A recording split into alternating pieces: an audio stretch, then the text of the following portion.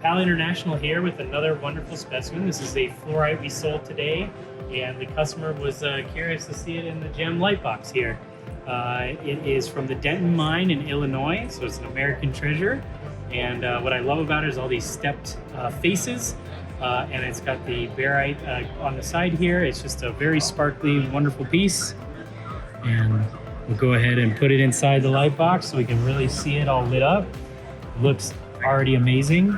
Amazing mineral on a completely white background. For this piece, I reckon a 45-degree slow video would look absolutely amazing. And check that out. All the intricate and minute details we're able to capture just like that. So in less than 15 seconds, we've captured a brilliant 45-degree video. And here we have our still shots as well. Just like that.